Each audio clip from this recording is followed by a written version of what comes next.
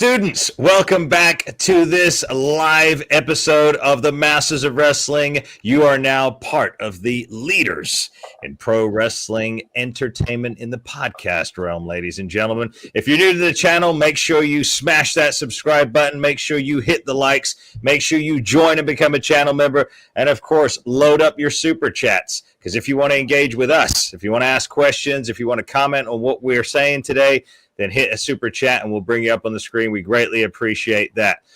Ladies and gentlemen, I'm accompanied by my two co-stars this week. First, my co-star from Styling the Podcast, the man himself, former WWE Tag Team Champion, former AEW superstar. Unfortunately, you were representing those two fake runway models at the time. All right, Rico. cut. All right, yeah. Cut. Well, yeah. Cut. Well. Hold it. I'll do my famous wrestling move. Shush. Well, they have been shushed because I have not heard hide nor hair of MXM Collection. They've been dodging me. They're afraid of me, Rico. That's just them. That's just the way the cookie crumbles. They've been dodging me too. Master, I don't know. Maybe I took on some bad clients. I think you did, but someone who did not, someone could fix the problem for us. Rico, my co-star from the Masterclass, former NXT Tag Team Champion himself, the Fixer, Martin Stone. And how are you doing, gentlemen? Oh, we're doing great. Mr. Stone, can you fix this? I got a mutiny on the bounty. For the right price, mate, I can fix anything. Okay. We need to talk right after this. You can fix tell you what. I tell you, fix something. It looks like we got a little bit of interference going on here. It looks like somebody is trying to hijack our channel. I don't know if it's Uncle Paul. What? But somebody's trying to hijack Amber Alert! Amber Alert! Yeah, I got it. Amber Alert! It's Rico. You It's too late. It's too late. It's too late. Oh! Oh my God! Look who it is! It is. Yay! It's a person from Halloween. What? Everybody? It is Rene Dupree, my co-star, the man himself from the Café de Rene. Rene, welcome, my brother. Love you, Rene. Thanks for joining us. Thank you for doing the run-in. Oh my God! Gotta make the save. You gotta make the save. You had me pull up the Amber Alert. Look out. The Amber Alert's on. Since I know it's you can jump in anytime. Let's get rid of this Amber Alert. Jump in alert. I tell you what, hey, guys, bit of a serious note here. Viewers, we're going to drop a bit of a bombshell a little bit later on here. We've been advertising that. I talked about it over yesterday on the Café de Rene with Renee and Maven, so we will be getting to that a little bit later on. But there are plenty of other things first that we got to discuss in pro wrestling. It wouldn't be an episode of Masterclass if we didn't get to mention Mr. 5-Star himself, the man who believes that pro wrestling is an Olympic sport, the man who believes it's really real, Dave Meltzer, of course. Oh, why do you have to say a name? I was having a good day. You said that name. Master, I'm driving down. I'm coming to you. Put my chest here. I'll be back. Okay. Oh my God! I'm gonna pull my pubic hair.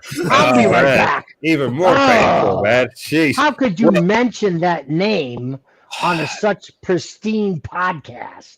Dave Meltzer? To educate the true sports entertainment wrestling fans that are watching us, Rico. That's our demographic. That's our audience. Dave Meltzer's come out. Yep. What do you got? To educate everybody, fine. But oh my gosh, disdain for that man.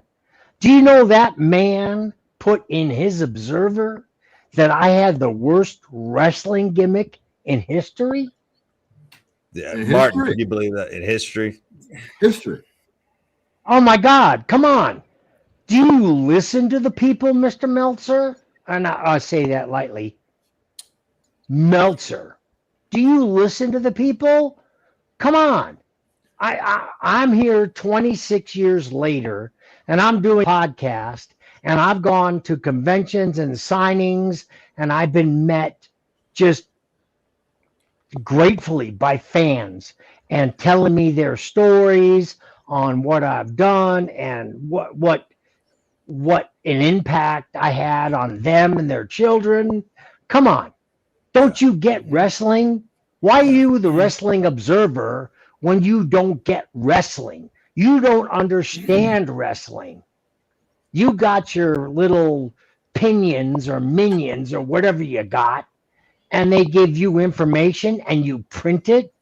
Well, Come on, Meltzer. speaking If you of don't like right. it, get your ass on this channel and defend yourself.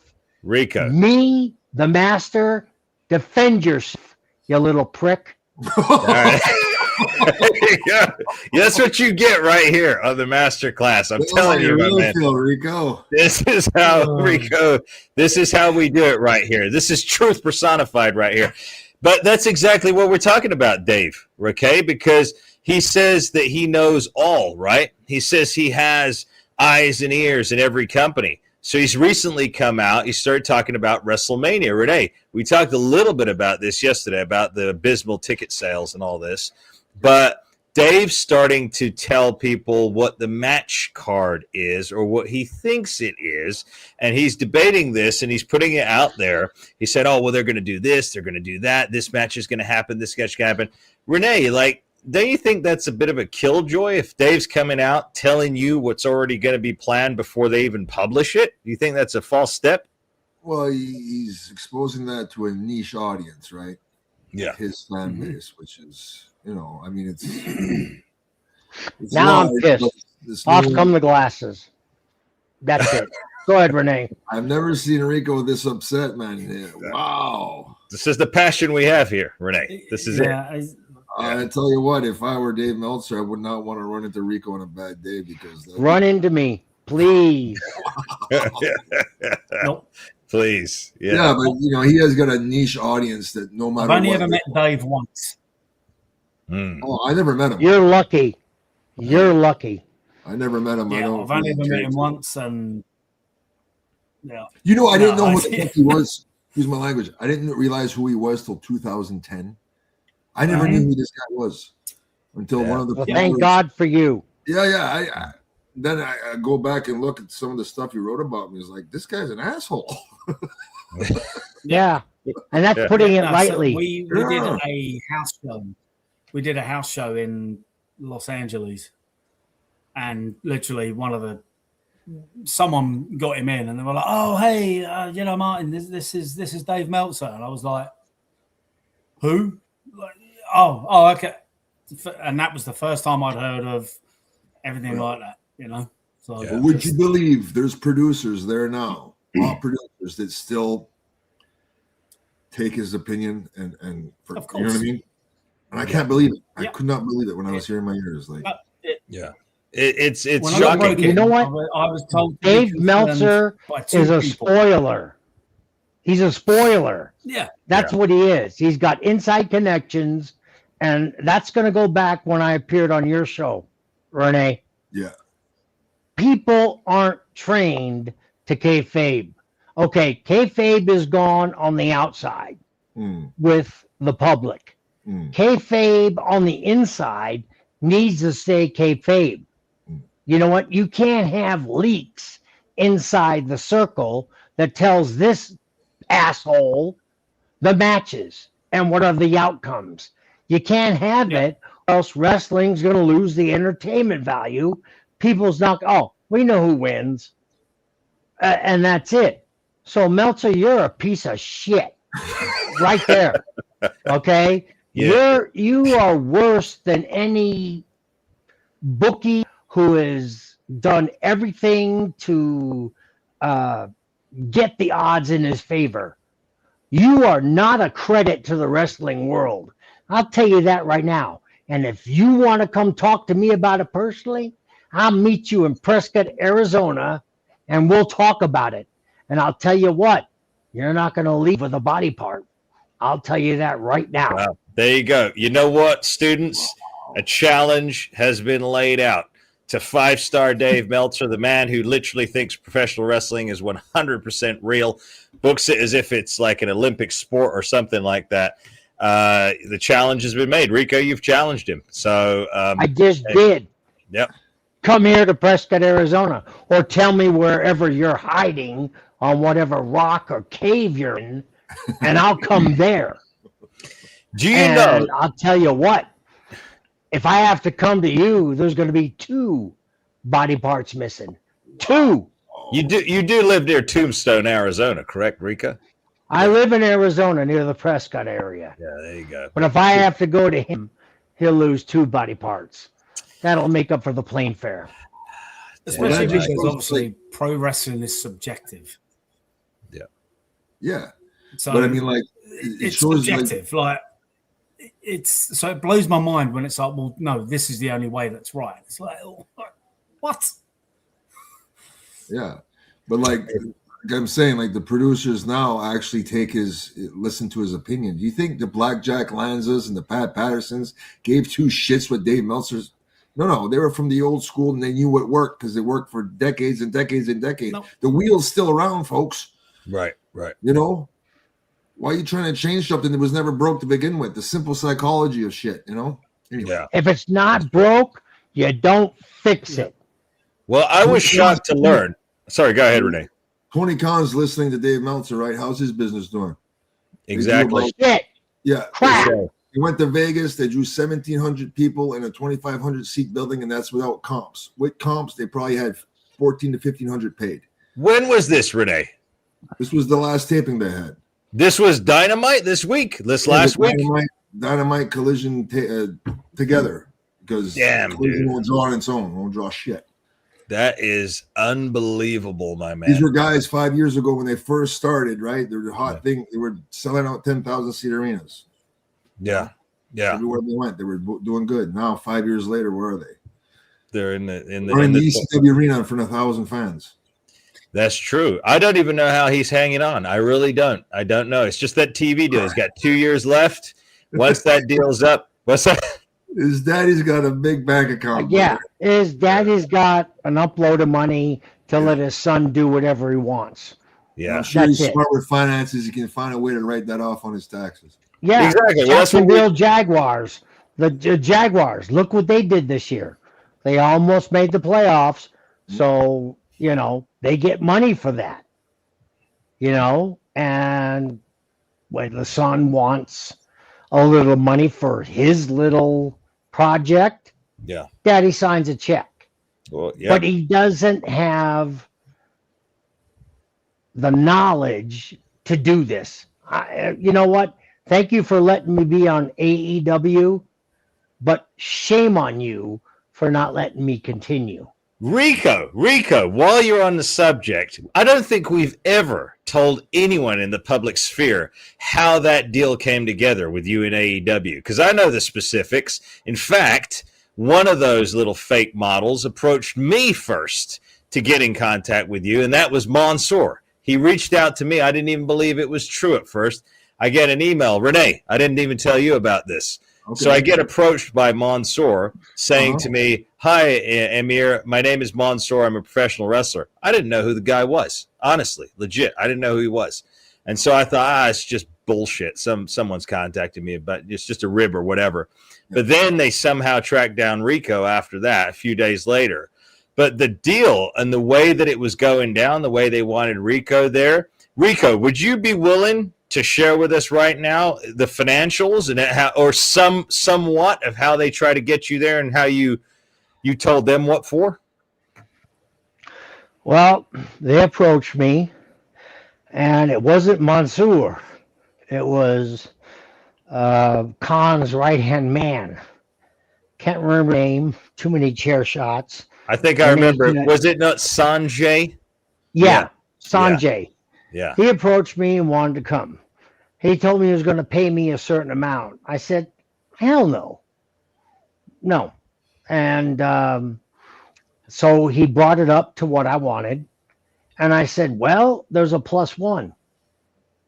He goes, what? There's a +1. You got to bring my fiance to the meet. Okay. And he said, okay. So that's 2 plane fares. And then about a day later, Sanjay texts me and goes, we'd like to have you, but we can't pay for your fiance.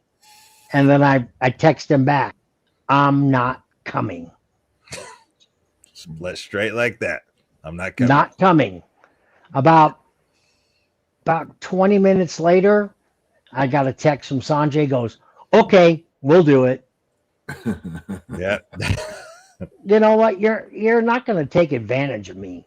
Sorry. Yeah. I know what that's like. And I went there. They paid for the hotel, plane tickets, and everything, food and stuff like that. And fiance and I had a really great time. All the locker room, AEW locker room, I give shout out to them when I was there, because when I was off taping or doing this, doing that, all the wrestlers in the locker room made sure she was taken care of and not being left alone. Hey, where's Rico? Are you okay? Let's go here. Let's go there. And they took care of her while I was out doing business, you know. And she's never been to a wrestling event, so I sat her under the hard camera, just to know, just get the feeling of what I went through for years. And she came back, goes, I don't ever want to sit at hard camera again. These fans are crazy. And I said, okay, but I wanted you to experience it. Yeah. And Tony Khan wanted to meet me and was very adamant. He knew about my American Gladiators run and stuff like that. And he was busy with other stuff. I don't know what. And I told Dean Malenko, you know, Tony's supposed to meet with me and he hasn't called for me. He goes, I'll take care of it. And Dean Malenko was on a walker. And he went right to Tony Khan's office. He goes, you stay here. He went in and he goes, okay, Tony Khan will meet you. And then Tony Khan came out with a bunch of people, said, hey, Rico, I love you. American Gladiators, love you. And walked away. That's not how you meet somebody. You don't sit. I mean, I wanted to sit down one-on-one with him, and he didn't do it. He just said, oh, American Gladiators, loved you. And he walked away. You know what it is? Too much coffee. You can tell by the eyes and the hair. Too much coffee of Tony Khan. Renee, you've seen that, right? Hair. No, I'm talking about Tony Khan. I was wondering, Renee, how do you think Tony does all this stuff? Do you think it's natural or artificial or something other? I cannot confirm or deny. I haven't seen him take any type of substance that would cause this reaction. Maybe he's just high on life. High on life, potentially. Martin, what do you think? Man. That's what gets me all jacked up. Mountain Dew, what do you reckon, Martin? Some caffeine, some coffee? Hey, I drink in excess of 1,000 milligrams a day of caffeine. So, yeah. So maybe it's just. Oh my God, I can't do that. I got a blood pressure problem and a blood clot problem. I can't have any caffeine right now. I haven't had caffeine in about 9 months. Yeah, no, you got to stay away from the caffeine if you have certain conditions. Renee, does it affect you that much, caffeine? I used to, but he's only 24. How's it going to affect him? He's 24. I'm 42, so it's those numbers backwards, brother. Yeah. I don't know. I think I'm immune. I'm like Martin. I wake up, I have about 2 or 3 large cups of coffee just to start my day, and then I'll drink it. Yeah. I'm drinking some now. I got Diet Mountain Dew and coffee on the go. Yeah, that's freaking awesome. But I'll tell you what, coming back to this AEW thing, because that's a shocking revelation right there, Renee. I know they made a big to-do because there was a new arena that was built out near Palm Springs. I think it was last year, a year before, maybe a year or so ago, and AEW came out here. And it's a 10,000-seat arena. They only sold 2,800 tickets for a TV taping. First time out here, so they failed abysmally. It doesn't look like they're ever going to come back in that vicinity. But they keep promoting, and this is the thing, gentlemen. All these companies keep saying that they're a success, that they're making money. They're a success. They're a success. But numbers don't lie. They're not. No, Success. but this is why they're seeing it, is they're charging an absorbent amount of money now. It's not the numbers, it's the revenue that they're counting. Okay, yeah, okay, you made so much on this, but you're charging, what did we say, Renee? $29,000 for that was WWE. AEW can't charge that. No. I'm talking about WWE. Oh, okay. And the same goes with AEW. You got to charge an exorbitant amount for front row seats. Remember when WWE used to have those chairs on the pay-per-view? Yeah. For people? Yeah. And they paid so much to have these chairs? Yeah. Yeah. So that was Vince's way of boosting the dollar value, but people still wanted to be there. You know, I don't see signs no more. I don't see anything. You know, Rico stole my chops. Rico does my hair. Or Rene, you know, whatever it was. Yeah. I don't see those no more. Fans brought their own signs to the event. And I remember at the beginning of my era, signs were everywhere. Now, WWE did censor them. You know, I know that as a fact. Yeah. If it said anything vulgar or something, they did not allow the sign. They had the fans show their sign prior to entering the arena, you know, but the signs were there. Everybody was standing. I don't care if it said, I love mom, happy birthday, mom, you know, stone cold, whatever. But there were signs that these people made themselves to bring to the arena. I don't see that no more. I think before we go into that, if you're new to the channel, make sure you smash that subscribe button right now. We've got quite the number in the chat right now. Load up your super chats if you want to ask a question as well. We greatly appreciate that. It helps the efficiency of the episode to move along, as it were. But Rene, have they banned signs now? Am I right or am I wrong, Rene? I don't know. I don't know if they have. They're probably very strict, and don't forget they're a corporate entity and they have a lot of sponsorships, and so anything that's in the society we live in today is incredibly sensitive. Don't you agree? Oh, I tell you, Rene. And Martin, you know this. There's a lot of snow out there that gets melted on a regular basis. In fact, we melt some of that snow ourselves, gentlemen.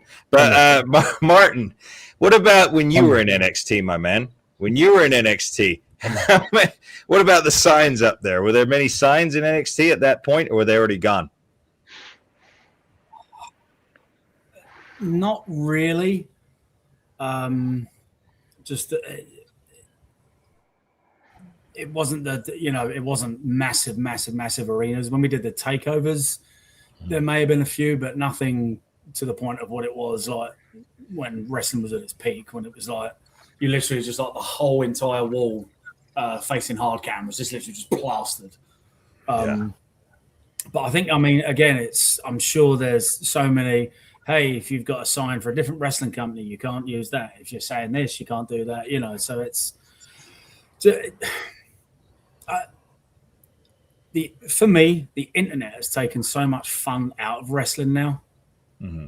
Because so many people are like posting spoilers and this guy's running in and this one's doing that, and they build a comeback up for like 6 weeks before the guy debuts, and it's like I just used to love it when you'd be sitting there watching and boom, someone's music would hit and you're like, wow, he's been gone for months or what, and just they're there. Like it's just that happened to me. That happened to me when I was gone for 4 months when Bubba Dudley threw me out of the ring in Allstate Arena in Chicago. He tore my hamstring, not once, but 3 times. Remember me telling you that, Rene? Yeah. And I told him I was injured. He didn't give a crap. He just continued with what was happening. And geez. Go ahead. We got a question here for Rene. Let's go ahead. Rene. Question. Rene, would you have liked OVW to have a similar format to NXT where we would see the show on national TV? Good question. I guess there's plus and minuses to that. If you're on national TV, then by the time you get to the main roster, people kind of already know who you are, right? Yeah. But in OVW, it was just regional television, so you were able to. People didn't know who you are, so as a wrestler, getting that national TV exposure, yeah, because if something ever happens and I leave, I got some national television exposure. I can up my price on the independents. Mm-hmm. You know what I mean? Yeah. Maybe get a gig somewhere else where you got a little bit of name value. Yeah. But also, if people don't know who you are coming in, and it's kind of a good thing too, because something's fresh, something new. Oh, you know what I mean? Yeah, exactly. Yeah, I agree with Rene. I was OVW, and I got regional recognition, especially when I won the OVW heavyweight title as a face the first time against Rob Conway. You know, it just, the whole area was watching OVW, you know, and it gave me kind of a local celebrity. Mm-hmm. So when SmackDown or Raw came to Louisville, oh my God, the fans were already there. You know, when I was a face, and they were there when I was a heel with John Cena. You know, they responded, and we got a good audience reaction. Yeah. You know, I remember John Cena and I held the Southern Tag Team titles, and we were going to go out there and lose them to Brock Lesnar and Shelton Benjamin. You know, that was the beginning of the match. You know, okay, we're going to lose the titles to the Stretching Crew. And we went and did it, lost the titles, blah, blah, blah, blah. Everybody cheered. We went back, and the first match was not ready. And they said, you guys got to go out and do it again. Oh, my God. We got to do it again? And Kenny Bolin will attest to this because he was there. And, oh, wait, shout out to Kenny Bolin. I called Bob Hazelwood. He's doing better. Okay. And doctors are there, but he still won't go to the hospital. But Kenny is doing very well with the doctor coming to his house. Okay, side note. So just wanted to let everybody know. So they were preparing us, Cena, myself, Shelton and Brock, to go back out and do another match, and the title was going to switch hands again. We were 30 seconds in Gorilla, 30 seconds from going out, and then the first match ready. So we never got a chance to go out. All right, man. I want to give a quick shout out to our other co-star, Matthew Jacobs, the Bodacious Suave up in Canada. I spoke with him today. He's still recuperating at home. He's on his medications after the reaction from chemo. I love you, Matthew. We're looking forward to having you back here when you are ready, my man. And, I wanted to bring up this super chat. I want to get back to what you said about NXT. Rene, what you said there about not having the exposure and then coming up and being more of a surprise. I want to touch back on that as well, Martin. But we have a super chat that came here. Thank you very much, Mike Blakesley. Heard that Bad Bunny, oh my gosh, is going to be at WrestleMania. What a shocker. I didn't know who he was till the Super Bowl. What the hell is going on? Indeed, Mike, what the hell is going on? Because unless he didn't check Mr. Bad Bunny, the WWE have ties to Donald Trump. I don't think he's going to want to work for that company, according to his stance. Well, he already did an appearance for them before. Was it at Mania? No, what I heard was Mania. Didn't they want him to do a match and he was too afraid, too much of a wuss to get in the ring? No, he did have a match. He did have a match. Did? Yeah. How bad was it? Yeah, he did. Yeah, this was it was really good actually. It was Martin, you're treading on thin ice, my man. It was the first it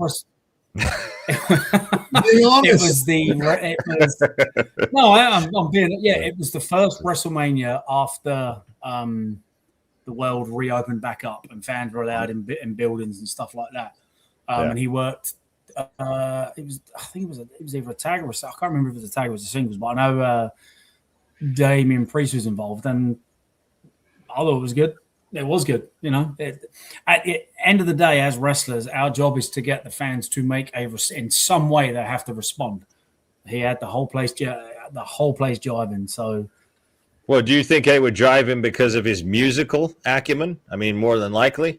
That is his stuff in ring. That'll only go so far. This is probably something we are going to agree to disagree on, but. Well, nonetheless, I've heard that he's going to be at WrestleMania, but I don't know if this is going to be a possible, Rene and Rico, because there's a lot of uproar about his act at the Super Bowl this weekend. I'm not going to go into that. This is not a show about politics. We stay in our lane here, unlike some. But yeah, I mean, Rene, what do you think? Do you think that hurt him, his Super Bowl thing? I didn't watch the Super Bowl, so I don't really know. But I mean, if you're at a Super Bowl halftime show, you got to be pretty popular. There's got to be people that like you. I mean, hey, there's no doubt about that. I'm just saying the stance in which he took there that left a poor taste in a lot of people's mouths. To me, that just shows. I was talking about this with Maven on my show. Is like it shows the divide in the country. Right? Yeah, because my gosh, I don't want to sound separatist or racist or anything. This is America. America holds the Super Bowl. When they win the world title, they don't go against other countries like soccer does, the original football, but they don't go against everybody again the world. This is an American sport. It's American football. And what I've seen from comments and stuff like that is they didn't like it in Spanish.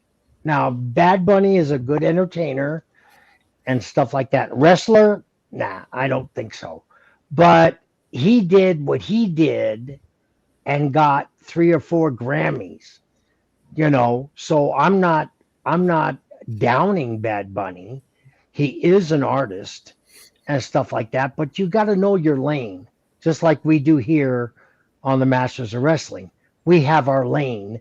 This is where we go, and for him to perform everything in Spanish, I watched it. I watched the Super Bowl and I couldn't understand a thing he was saying, but the performance was excellent, but I didn't understand what he was talking about.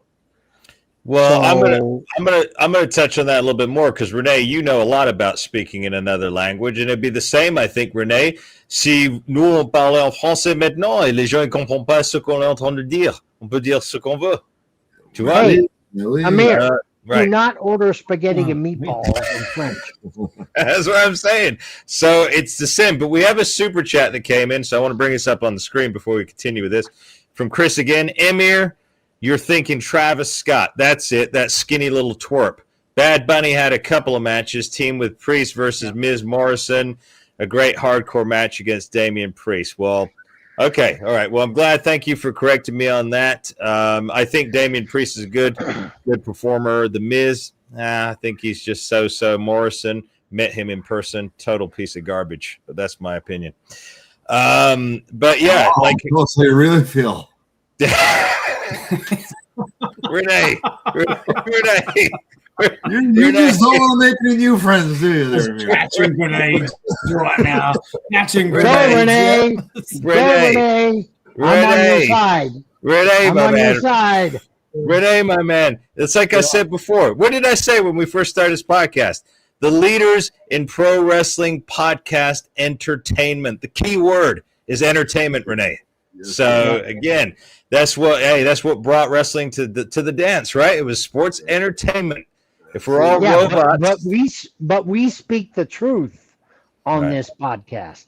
There's all 4 of us don't have to agree. Right. That's the wonderful thing about this podcast. We Yeah. each have different opinions on different life experiences, and we give them, Yeah. freely. Yeah. So good on you.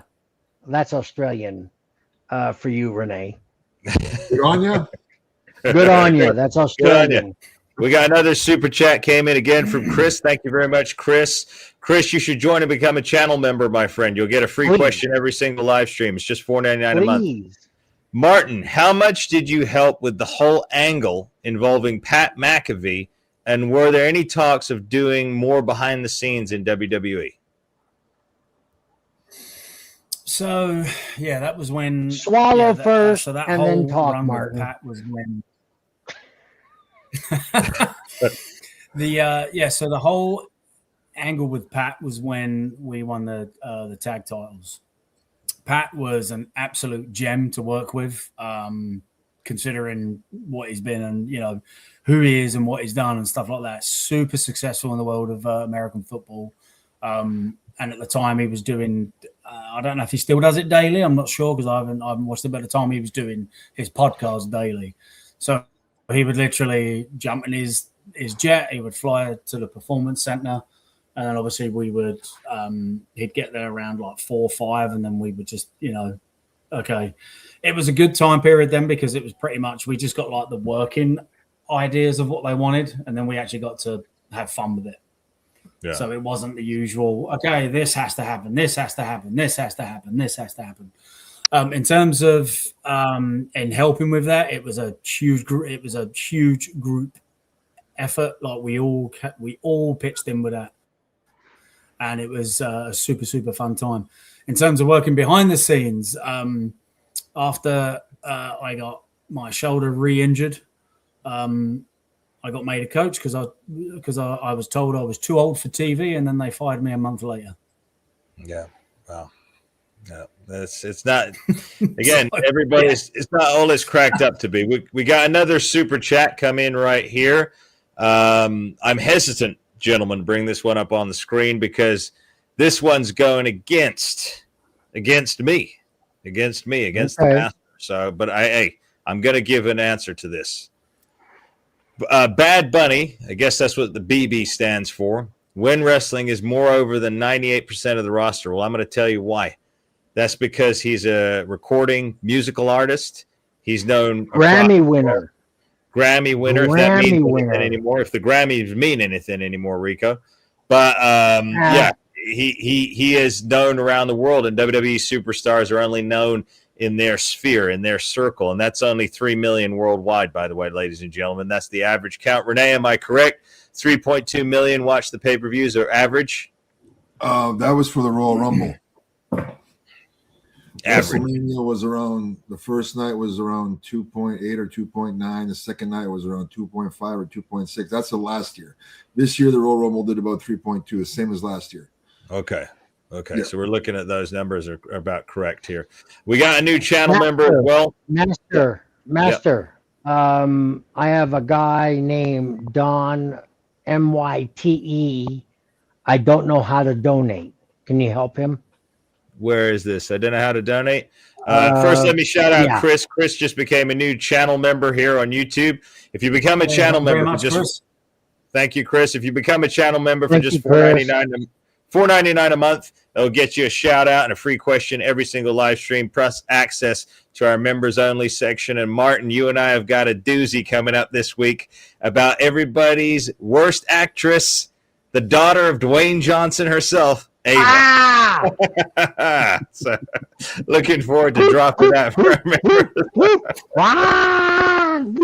Darn. You don't know how to donate? Well, you can hit a super chat or you can become a channel member. Just hit the join button. Dan might. Or you can, let me think here. What else? Yeah, super thanks, super chat, super stickers, or become a channel member. Or you could, if you want to donate to the channel, you can use the Cash App. That's the $ Masters of Wrestling. One word, $ Masters of Wrestling. We greatly appreciate it because you contribute the fuel that ignites the passion that is the Masters of Wrestling. Yeah, just to go back to that super chat saying that Bad Bunny when wrestling is more over than 98% of the roster. Yeah. Why is that? Because they don't have anything in their stable. Entertainer first and foremost. Yes, he's a great musical artist, but he is an entertainer, and that is the key part of what we do. Yeah. And unfortunately, guys get so drawn into, I've got to hit this in the match, and I've got to hit that, and I've got to do that. Like, they're so concerned about the match, they forget what we're actually there for. Yeah. Yep. Yeah. I agree. And I think it's cheap for WWE to bring in other people who've not paid their dues, because Rene and I and you still, Mr. Stone, paid our dues to get on TV, to get where we were. But they're bringing these other superstars from other realms to get attention. So they bring Bad Bunny in, probably can't wrestle a lick, and what was it the year before? Well, Travis, what? Jake Paul? Logan Paul. Logan Paul. Whatever. Look at him. I mean, my God, it doesn't work out. I'll tell you what, in a real fight, I'll kick his ass in 2 punches. I hit you, you hit the ground. That's fucking it. That's it. That's it. Hey, Rene, you've never seen Rico like this, like you see him right here on the Masters. He's fired up, brother. Give him a round of bullets because he's shooting. Yeah, I stole your Mountain Dew, Rene. Because I know you have something with Bob Holly, but I explained it on other shows. Bob Holly bleeds, breathes wrestling. He came up through the hard times, and he wants to make sure whoever he's wrestling has that same respect. And Bob Holly and I had it out in Italy. And oh my gosh, like I said, Billy and Charlie Haas didn't know what we were doing, but Bob Holly was testing me. I mean, he chopped me, I chopped him back, chop, and it kept getting harder. These were stiff chops. And I went, well, F this. You ain't getting over on me. So I kept chopping him just as hard as he chopped me. And we went, and Billy and Charlie were like, what the hell is going on? That wasn't what we talked about. Right. But bang, bang, bang, bang for about 30 seconds. And I'll tell you what, getting in a chop fest with Bob Holly for 30 seconds, you wish you were in hell. Yeah. And then after he chopped me, I went to the corner. He goes, now that's what I'm looking for. And then shot me off, and we continued with the match. Yeah. He wanted to see how much I really believed in professional wrestling, and was I going to go the distance he went to prove myself. And after that, Bob Holly and I never had a problem. Ever after that. We got another super chat here. I recognize this name from the Cafe de Rene. I'm glad you found your way over here. Make sure you've subscribed. Cool Fool. To Rico and Rene, how did the management change from Jim Ross to your favorite, Rene, Johnny Ace, feel money? Like? Okay. The money went down. Okay. Went down. Johnny Ace is a scum. Johnny Ace is a scum. Yeah. You know what? I'm going to put another challenge out. You piece of shit. Along with Meltzer. Johnny Ace. You gotta do it right. Fuck you. Yeah, I'll tell you that right now. Johnny Ace, I will break both your legs and leave you a paraplegic. That's it. And if you get smart and say a word, you're quadriplegic.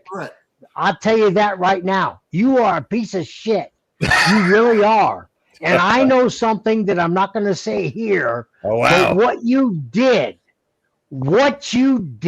to Charlie Haas is unforgivable, you piece of shit. You got that? You piece of shit. What you did to that family is unforgivable. Yeah. If I ever see you in public, I'm not going to announce it. I'm just going to beat the shit out of you. And That's you're going it. to wish you were dead. I'll tell you that right now. You Damn. piece of crap. So Johnny Ace. You're living off your brother's reputation. that's true. That's Road true. Warriors. That's it. You were a piece of crap when I met you. You are worse than that now. You're lower than whale shit. Damn. Rene, did you have that kind of dealings with Johnny Ace? Did you feel that way about him at one time? Just the lies. Yeah. Like he would lie to you, like not even half the lie. He just lie to you. Just come up to you, just lie to you. Yeah. You know, Plus, he threatened you That every day, didn't right? bother me. Oh, yeah. That didn't bother me as much as what I heard what he did to Charlie Haas Yeah. and I his think family. you've Rico, covered that, right? I found out some new stuff. I'll tell you off air about old Orlandis. Sheesh. I should have hit him in the throat and cleared his throat problem. You know how that happened, right? How did it happen? So he was working All Japan. And he was working with Dr. Death, Steve Williams, and Dr. Death had this move where he'd jump up and give you like a thrust. And he caught him right in the throat, and it fucked up his voice box. That's why I thought. Oh shit! Damn. Didn't F it up enough because it still talked. Still words If they coming wouldn't out have of been his mouth. able to talk, it'd been the best thing for us. Well, he may tie into that bombshell that we're going to reveal here a little bit later on, ladies and gentlemen. You're not going to want to miss that. Make sure you smash that subscribe button if you have not done so already. And also hype this video. I heard about this hype thing. Rene, you heard about this hype button now that people can hit? Yeah, what's up with that? Points or something? Yeah, and then it pushes us out into the algorithm more. You know, because the algorithm's not our friend. Not yet. So it'll push us out. So hype this video. Patience. Yes. There's patience. Well, listen, I got to say something because they're not in the super chats yet. I've seen the comments. I love your comments. And everybody, I got to encourage you because your questions and your statements are valid for a super chat. I've been looking at them. I usually don't, but this time I did. And a lot of you people have a lot to say. And I'm telling you what, it would make this show premium. It's already premium, but you give it a premium plus if you join. I'm telling you right now, I'm looking at the comments and they're just incredible. You need to join and express what you feel so everybody can see it and know what's going on in the wrestling world. It's getting torn apart. And I was with it for 7 years and I don't want to see it torn apart. You know, no. I gave everything. I gave 110%, you know, and I knew where I stood. You know, I was a mid-card guy. That's all I was. I was happy with that. I didn't want to be main event. You know, I'm a mid-card guy or the start of the show or a semi-main event when I was the Adrian Street character.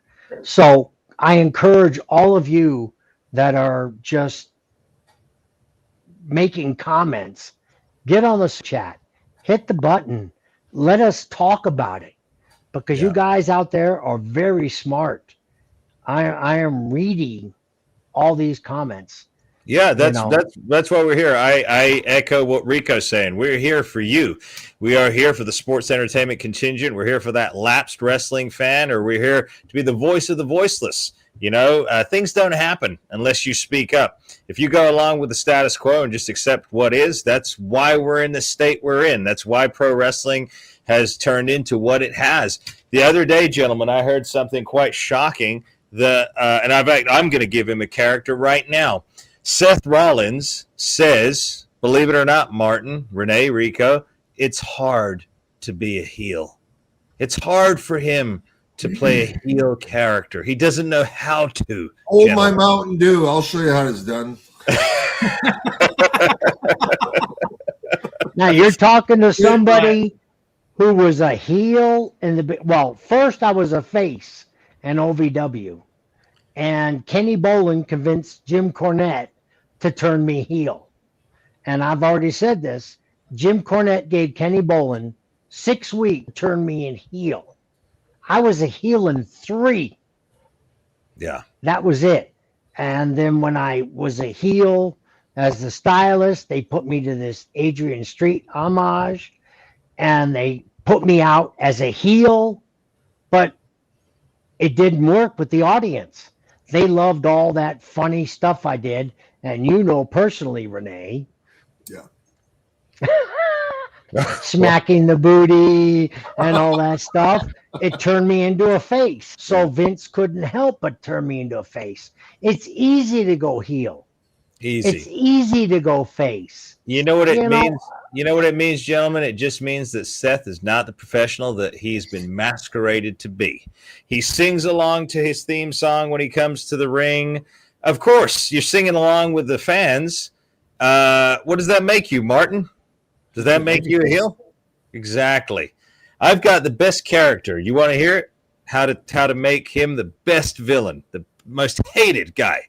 Here's how you do it. Here's how you do it, Rene.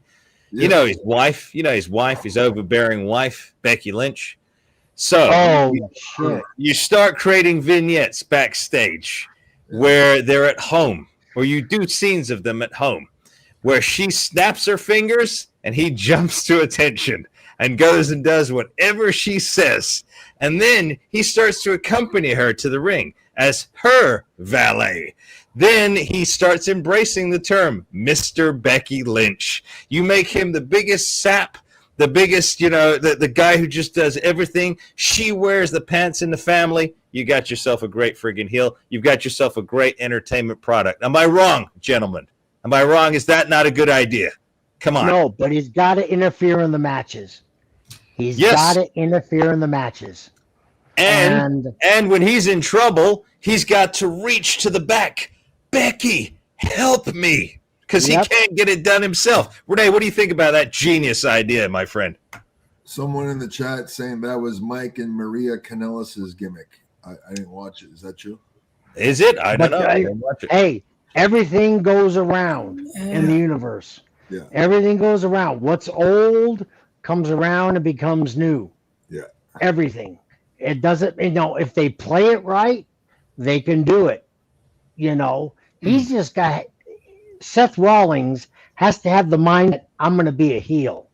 Yeah. And you know what? Until he's a full heel, he can't go sign autographs. He can't take pictures. He's got to be the heel part until everybody believes it. Because if they don't believe it, he's going to be dead in the water. That's a good idea, Master. A man succumbing to a woman in the wrestling world, which is not now, but back when I was there, it was a male dominant sport. The divas came out here and there. Times have changed in 20 years, but if he could do that, I think it would turn him heel, especially if he got involved with the matches and went against a woman, like did his finishing move on the woman, and the wife was getting beat up real bad. Yeah. And he comes in, interferes, and then the wife wins the match. No, but she has to save him because he's so weak. So she has to cheat on his behalf. In his matches, she accompanies him. Yeah. And saves him. Yeah. But when it's the other way around, he comes in and saves her. People are gonna just hate them both. I tell you, if I saw it, I'd hate it. If you do a vignette when, can you imagine, like she's backing out the driveway because she's about to hit the road. Picture this, Rene, and he's running down the driveway. No, Becky, don't leave. He's in tears because he's going to be separated from her for a couple of weeks because she's going to be on the road, and he's standing. Now, I would watch that. I would find that hilarious, and I'd hate him for being so weak. I'd hate him. As males, Yeah. yes, we'd hate him. Yeah. But don't forget, you got to get the female audience involved also. Yeah. So, like I said, when he has a match, she comes in. When she has a match, he comes in. I mean, that's what made it with Billy and Chuck and I. Yeah. They were losing and stuff like that, and I came in, threw a spin kick or did something, distract the referee, whatever. You know, that's what made people despise me in the ring, because you never knew what I was going to do. Yeah. And that's how I got so much heat.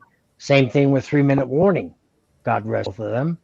Yeah. But Rene, you were about to say something there. What were you about to say? I think a great heels, you got to put, if I go back to the 50s and 60s, was Buddy Rogers, right? Yeah. Yep.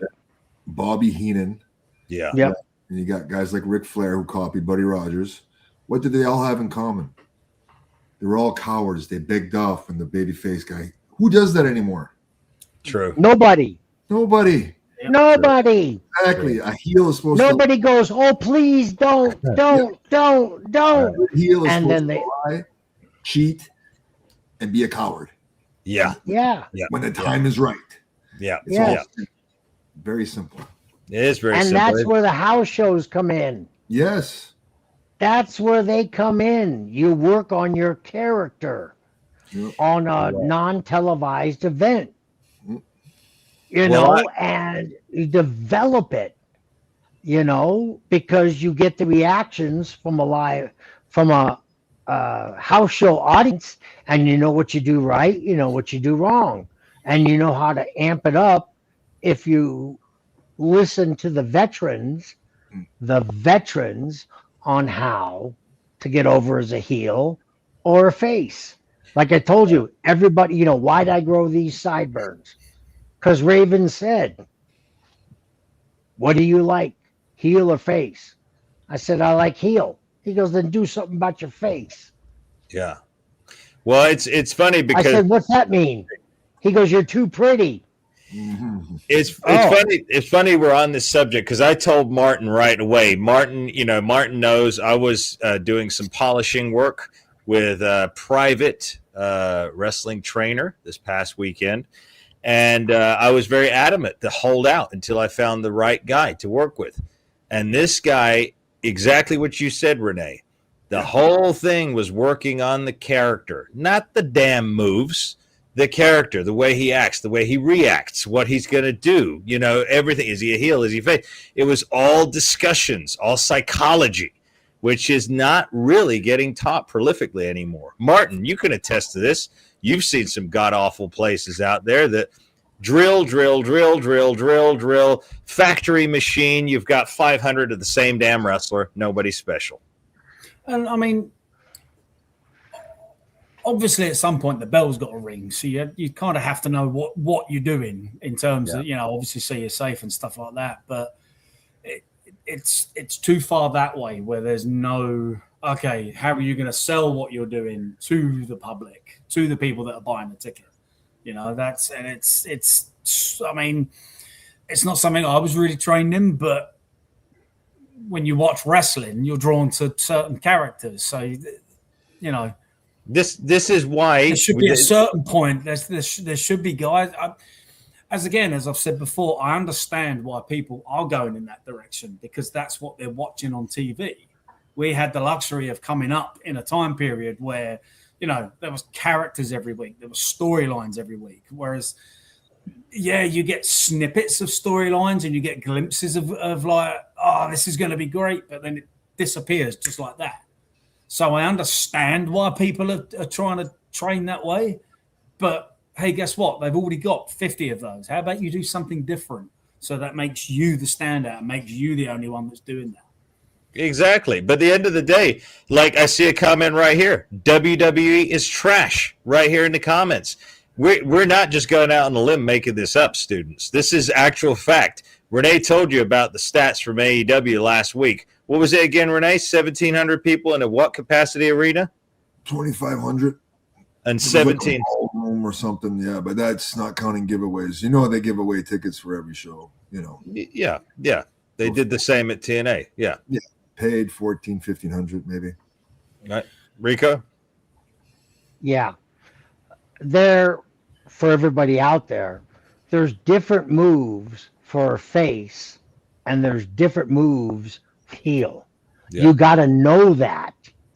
You can't be doing these flashy moves as a heel because they're going to end up cheering you. You're outshining the babyface. Yep. You're outshining the babyface. Yeah. So you have to stick to kicks, punches, groin punches, raking of the eyes, getting them in the corner, right to the 4 count.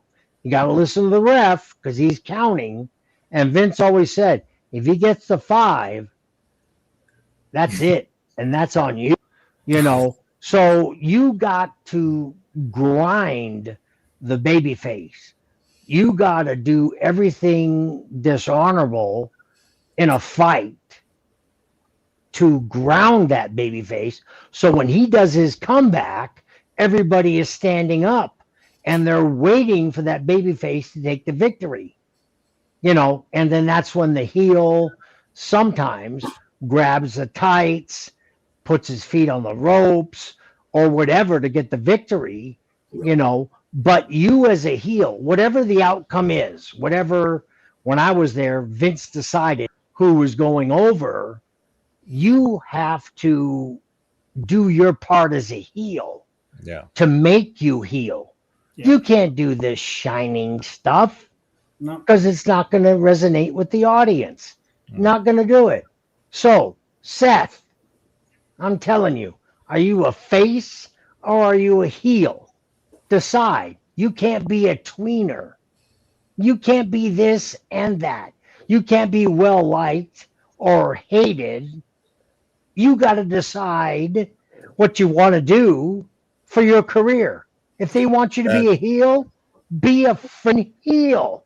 But what that goes back to, by the way, we got a lot of people in the stream right here. So if you're new to the channel, I don't know what you're waiting for. Smash that subscribe button, hype this video, load up a super chat if you want to get involved. Well, we got Rene. I'll be right back, brother. Okay. Well, while we've got Rene when he comes back, we got Martin Stone. Too much Mountain Dew. Too much Mountain Dew. So again, join and become a channel member. It's just $4.99 a month. That'll give you a free shout out on every single live stream, a free question on every single live stream, plus access to our members only videos. And they're only just beginning. We're amping up big time on those. And of course, make sure you hit that subscribe button because we're going to do that bombshell a little bit later on. We're gearing up towards that. You do not want to miss that. Very serious, heavy news breaking in the world of professional wrestling. And we're going to cover that as best we can for you here, so you're not going to want to miss that. But coming back to what I was talking about here, Martin, it's like in acting. Okay, what I'm talking about is the way wrestlers train. If you want to be an actor for movies and TV, you do not go and train a school for theater, okay? Mm-hmm. So what I'm saying is these wrestling schools, a lot of them, not all of them, I don't want to trigger any snowflakes out there, not all of them, but some of them are training them for that theater, whereas we need the schools that are training them for TV. All right? That's it. You've got to make the distinction. Like you said, Rico, you can't be wishy-washy in this life. We know who we are. I know who I am, and we're not pivoting from this direction that we go here on the Masters of Wrestling. That's who we are. That's the direction we're going. So again, with the wrestling schools, Martin, that's what I'm saying.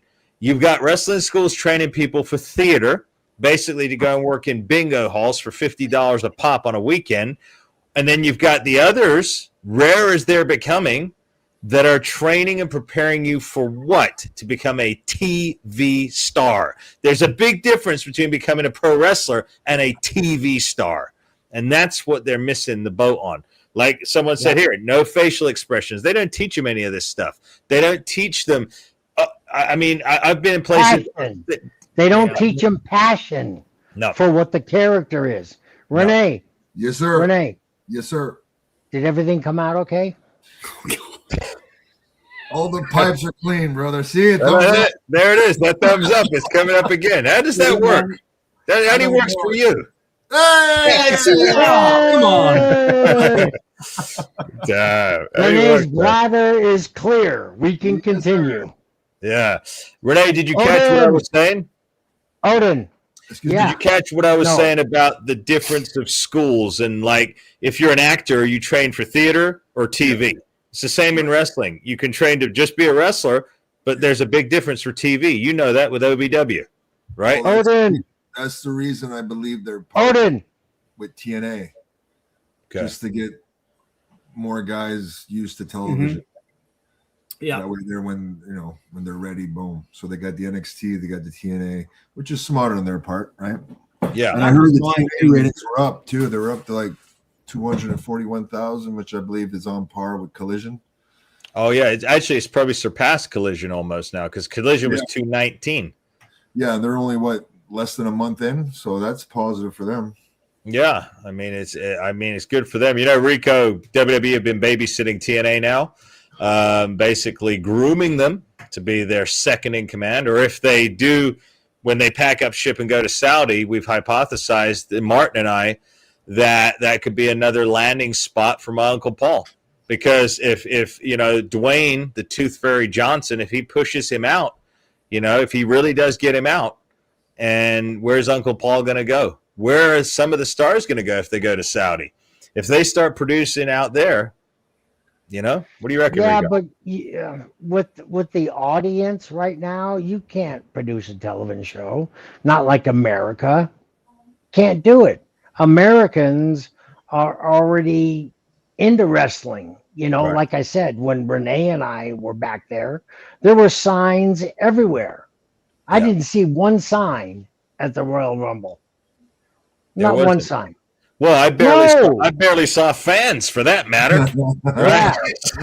What I'm saying is, okay, if you want to branch out to Saudi Arabia, you better take your time and plan.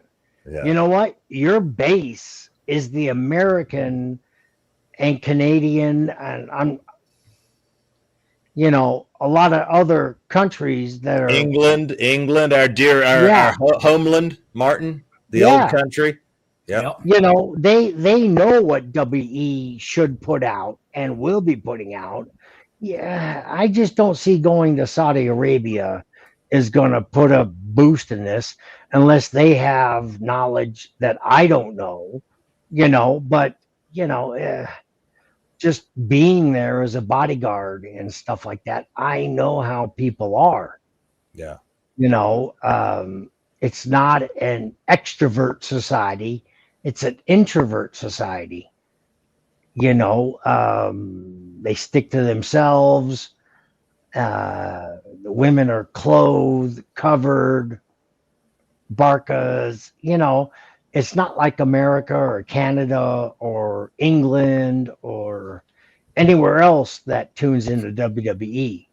And I really don't see them going there and putting on a product that's going to sell here. It might sell there, but it's not going to sell here. Well, Rico, based on the information that has been circulating and some of this bombshell news that we've got, they may have no choice but to dump the entire product, and maybe it won't even be worth as much as what they thought prior.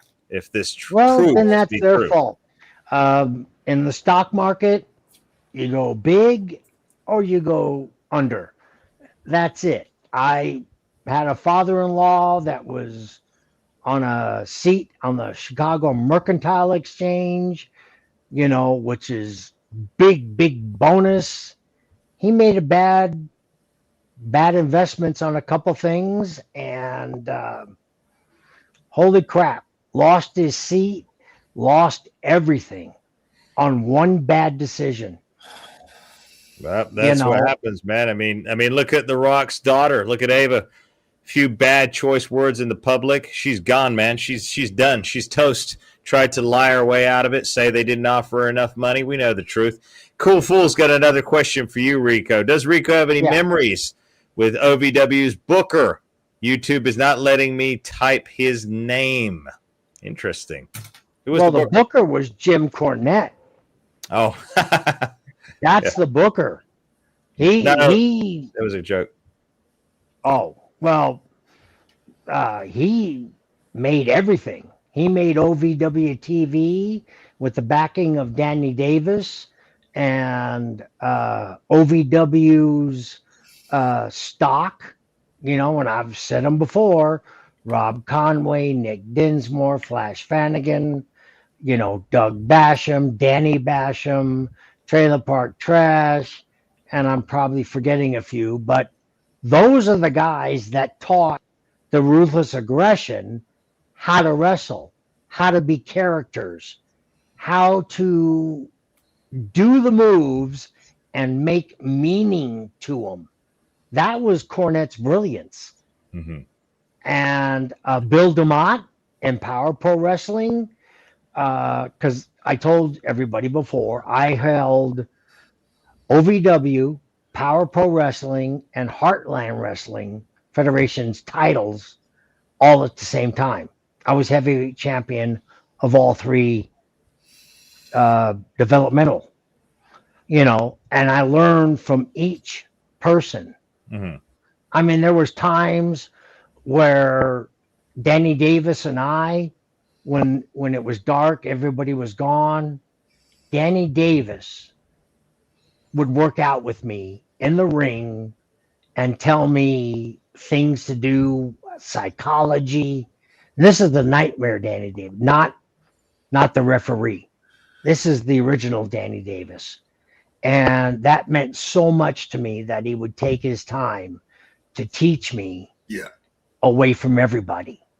Not that he wanted to. If anybody wanted to come in, they could have. Yeah. But they didn't. Yeah. And that's how I progressed so fast. But Cornette was the booker. He had the matches.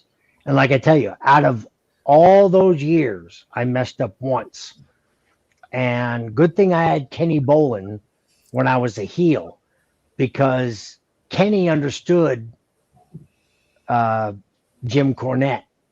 And Jim Cornette would come in and say, blah, blah, blah, blah, blah, blah, blah, blah, blah, blah, blah, blah, blah, blah, and this, that, this, and that, and this is how I want it to end. And I'm like, huh? Right. And then Kenny Bolin goes, he means this, this, this, and this. Yeah. Oh, got it. Yeah. And Kenny Bolin would decipher what Jim Cornette would tell me, and the only mess up I had was I didn't finger the referee in the eye on time. I was about 15, 20 seconds late. Yeah. And he had to be in there in the announcer's booth with Dean Hill, and he had to make something up while I forgot the spot. But then I eventually remembered it, boink, and then it went on. But Jimmy got mad at me for a second, and he went off, as Jimmy Cornette does. And after that, it was over. Yeah. That was it. Yeah. So Jimmy was the booker. Oh, yeah, I got it. With the baseball bat to his own car. Oh my God. He did that. He did that shit, Rene. There was no coaches like that at the PC. Like I had no funny stories like that. I've really missed out. Really missed out. Man. A Jim Cornette rant is just you gotta. Oh my God. Yes. You're sitting there getting chastised. Yeah. You're getting chastised for what you did, but you admire him for stating his opinion. Yeah. And he never held grudges. Very passionate. Never held grudges. Once he said it, it's over.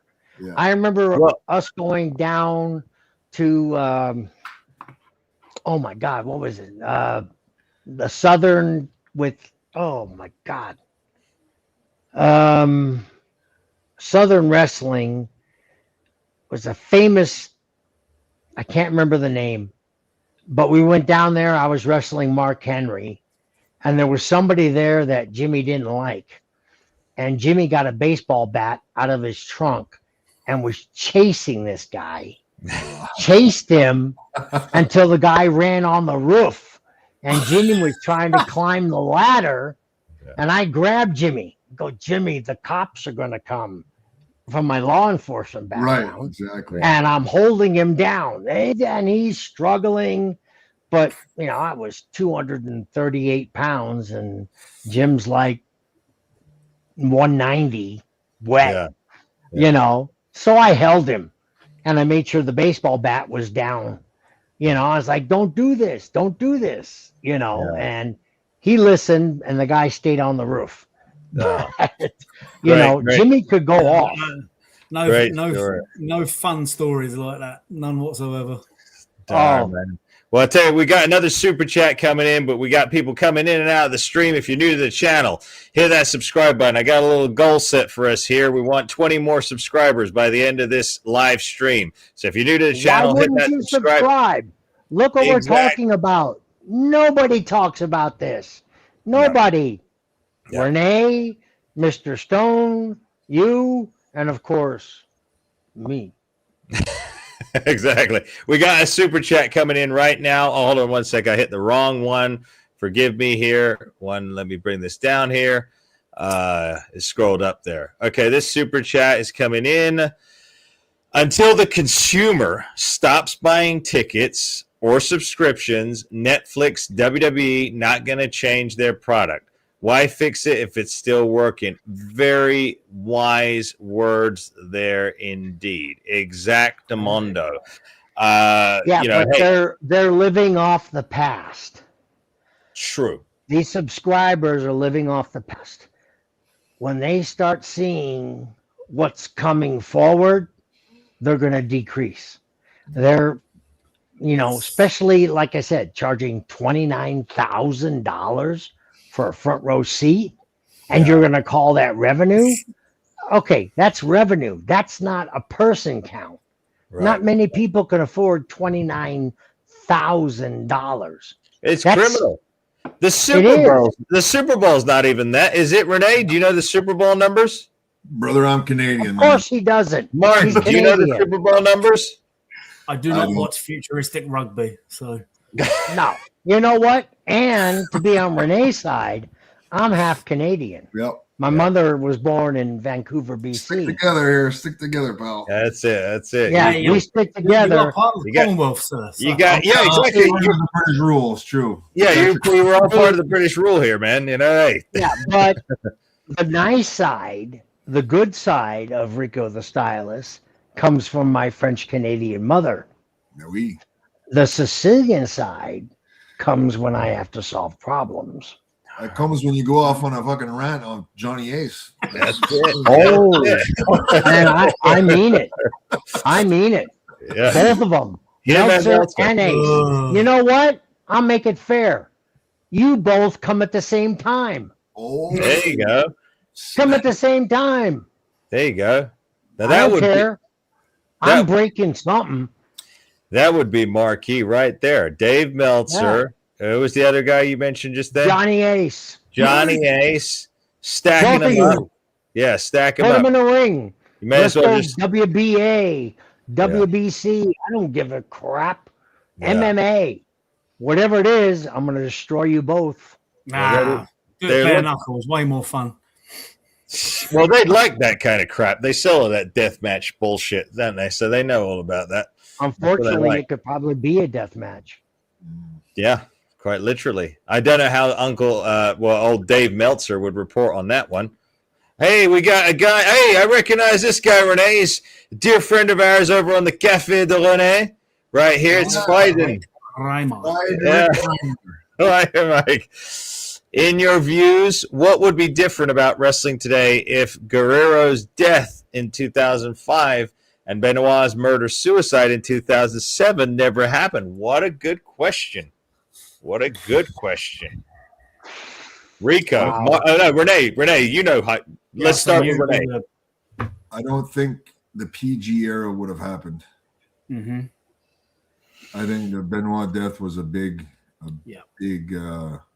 proponent to that, like that happening. Yeah. Because, all the bad publicity they had and stuff that changed their product. Yeah. Yeah. Were you there when that happened, Rene? I was. Yeah. That was a crazy time. Rico, you were gone by then. I think you were touring Japan by then, right? Yeah. No, well, no. I already done with Japan. I was already an officer Okay. in 2005. I heard the news. I didn't go to Chris Benoit's funeral, but I went to Eddie's. I couldn't go to Eddie's. I would seeing him in a casket would have just fucking. It broke me up and it broke Stone Cold up. That's a tough. I not hate talking about it, but Chris was the whole reason I got into wrestling. He was who I saw, and I was just like, I need to be a wrestler. So that was, and I got the chance to train with him and stuff like that. So Wow. it really really tore me up. But he was really Yeah. he was Massive good, work, Martin. you know. But Martin, you told me, Martin. He came and he approached you at the Performance Center, right? He really helped you. No. Who? Chris? He was he wasn't there at the PC then. Where was this then when you met Chris? I trained with him in Atlanta, Georgia. Okay. Yeah. With, Dave Taylor and when I used to think of moves, I went to Chris Jericho and Chris Benoit.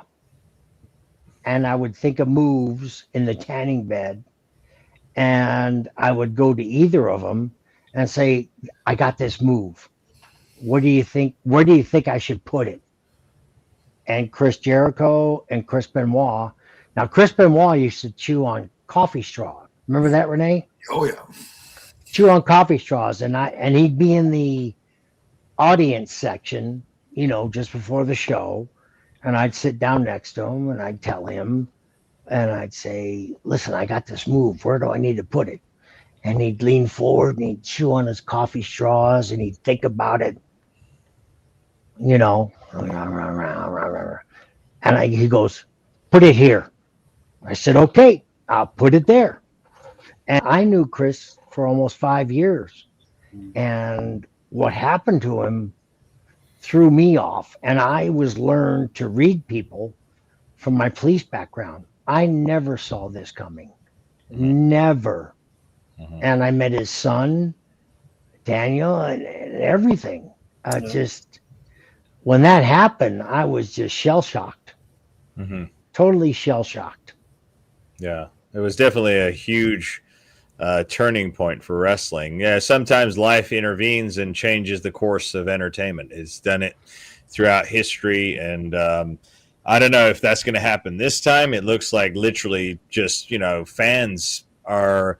You're right. Back to that question we just had a minute ago about not buying Netflix, not going to shows and stuff like that. I think in fact, Rene, you mentioned something like that the other day. You said, "Don't watch. If you want to change it, don't watch." That's it. You want to get their attention, hit them where it hurts. The pocketbook. Yeah. So stop I tuning agree with in. Renee. So, and it's going to come to that. You watch. They're going to keep putting out. Year over year, their ratings and viewership are decreasing, right? Yeah. Like a steady Yep. year over year, it gets less and less and less. Yeah. And the sell to the Saudis seems to be more and more like it's going to come to pass. But who knows? Who knows? Well, I got a solution.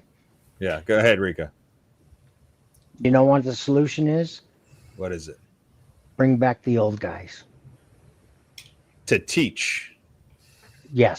these young imbeciles. Show them, bring back the house shows, and teach these younger generation who have not been taught, and your business will pick up. You got to teach them storylines, not moves. A heel has to be a heel. A face has to be a face. You got to know your role. Yeah. Know your role. How many times has Bruce Willis been a good guy in a movie and then a bad guy? Yeah. He does them both. He's well educated. He knows, okay, in this movie, I'm going to be the savior. Fifth Element, that comes to mind. Yeah. In this movie, I'm going to be the bad guy. That was a great movie. Yeah, it was. Yeah. So, Yeah, but how many times has Bruce Willis saved the world? Yeah. Many Movies, Yeah. But for us as wrestling fans, we look for that. We look for the good guy to prevail and the bad guy to fail.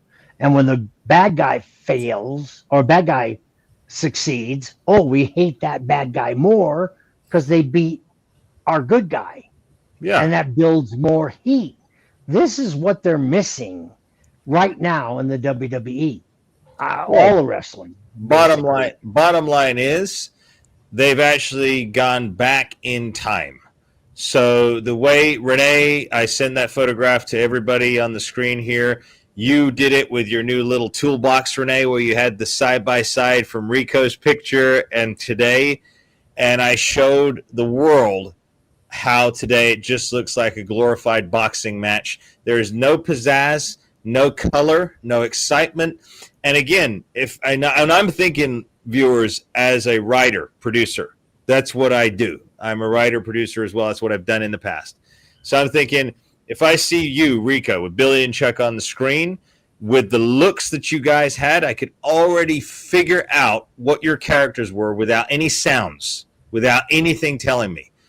I look at the modern WWE, I can't figure out who the hell's who. I can't figure out which is a good guy, which is a bad guy. I can't figure out what the gist of the character is. And like I said, all I see is sponsorships on a ring. I don't see a male soap opera. I do not see a TV show. I see a sporting contest.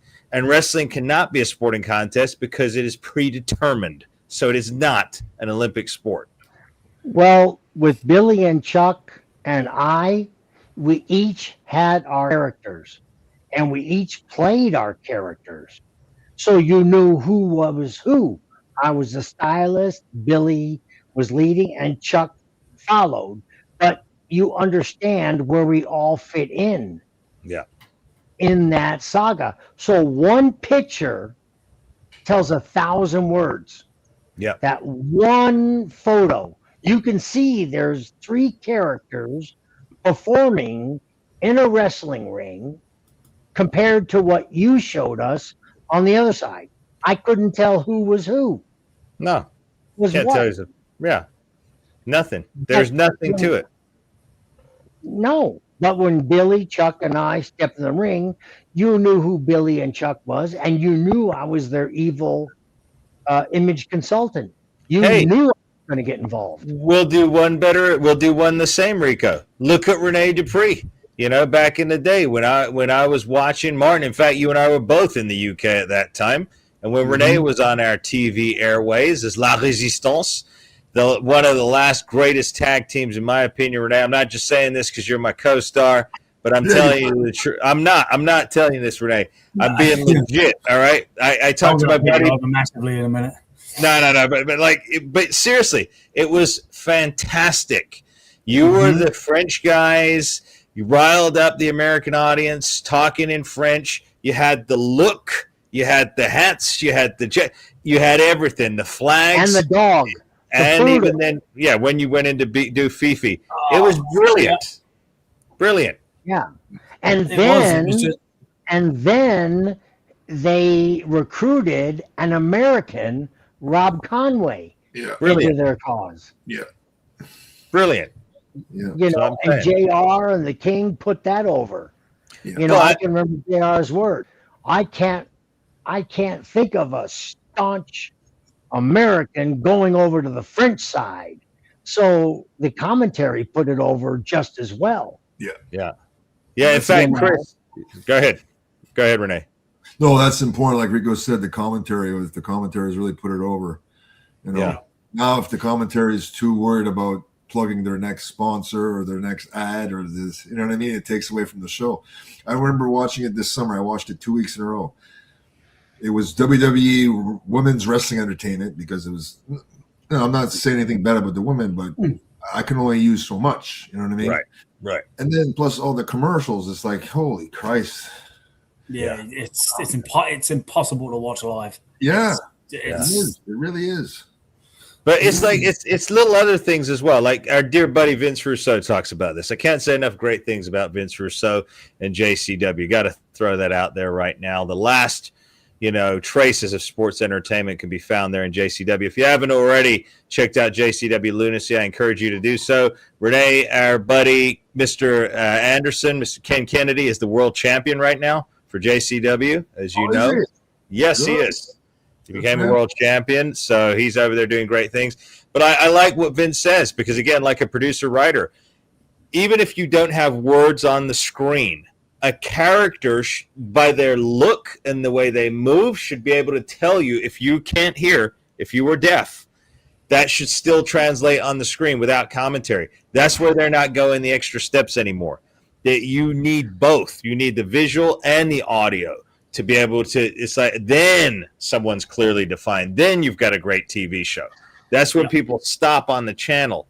You know, if I'd have seen Billy and Chuck, like, hey, a guy proposing to another guy with this stylist guy in the middle of them, I'd be like, what the hell is this? If I didn't know what wrestling was.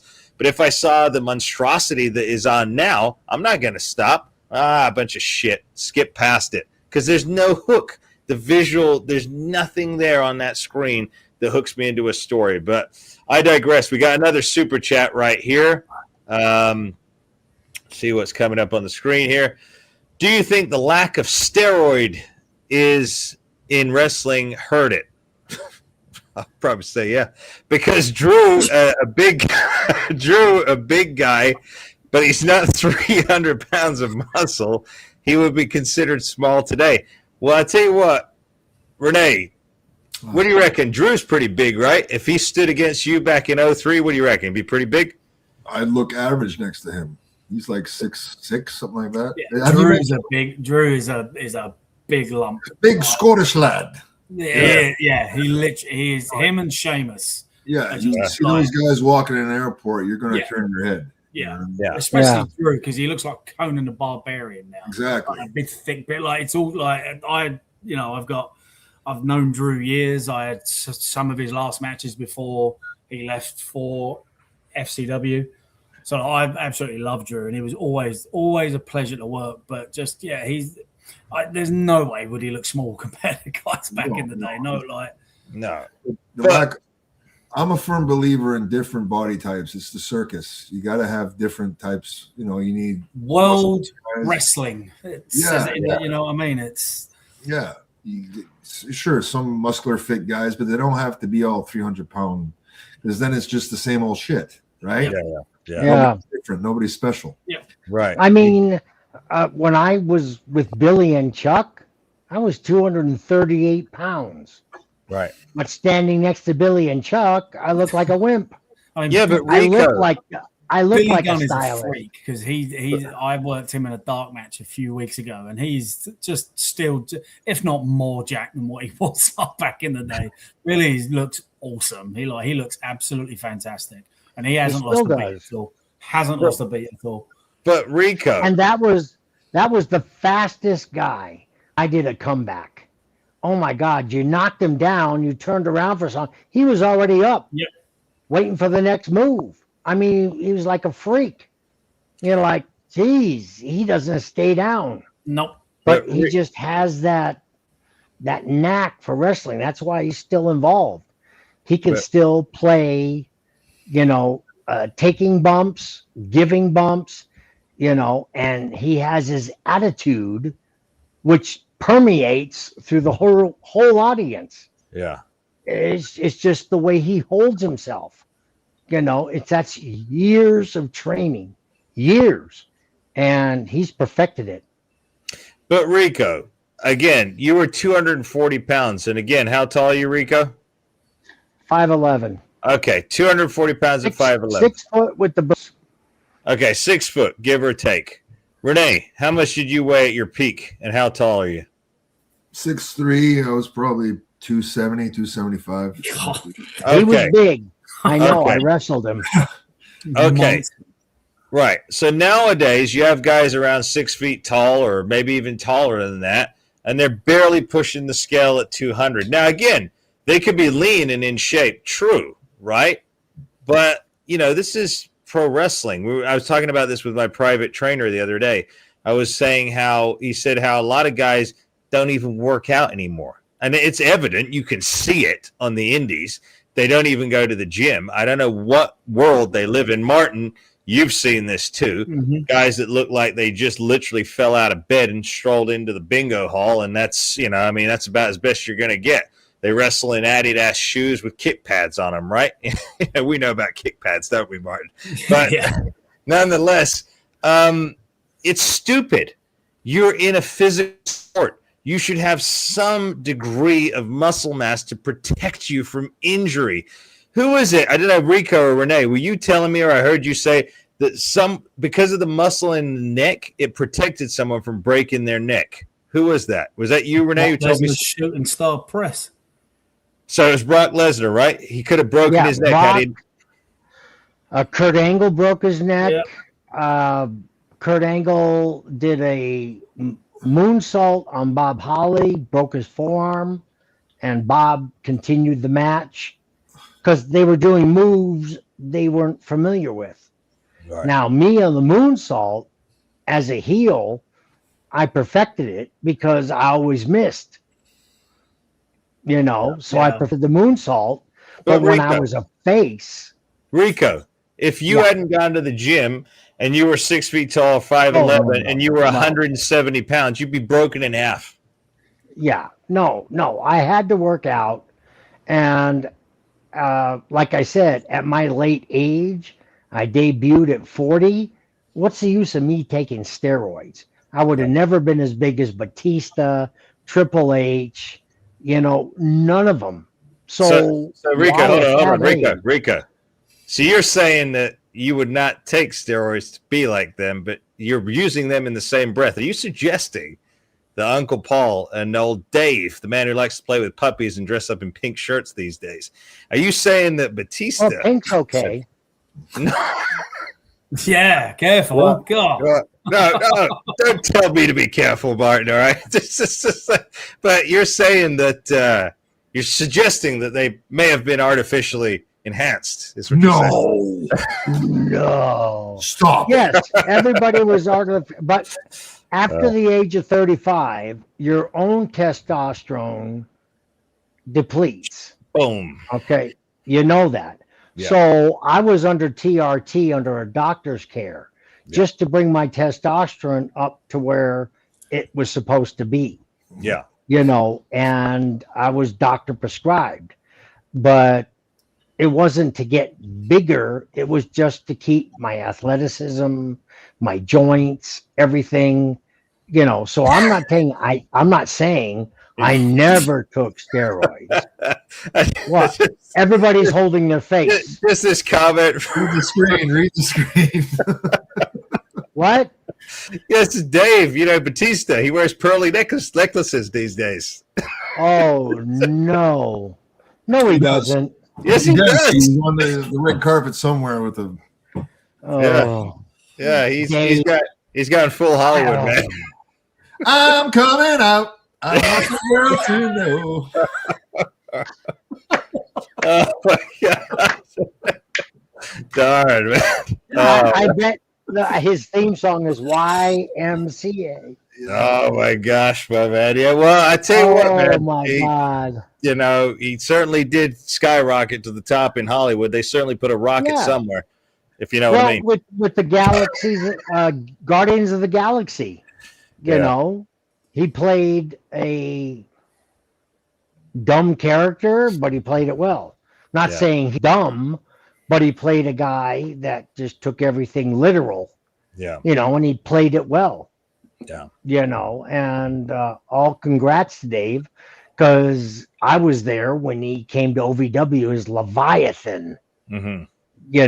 And it makes you wonder. It makes you wonder, and we will be getting to that bombshell that we're talking about, ladies and gentlemen. Sorry, comment. You better get quick. I only got 15 minutes. Yeah, we're just going to finish up on this thing here. I was just going to say, I wonder what changes a man like that. I mean, I don't wonder. I don't want to know, but it's just such a stark contrast from the Dave Batista that came in as this raging anabolic steroid beast to now sitting there talking about how he loves little puppies, and he's going down the same path as Mickey Rourke.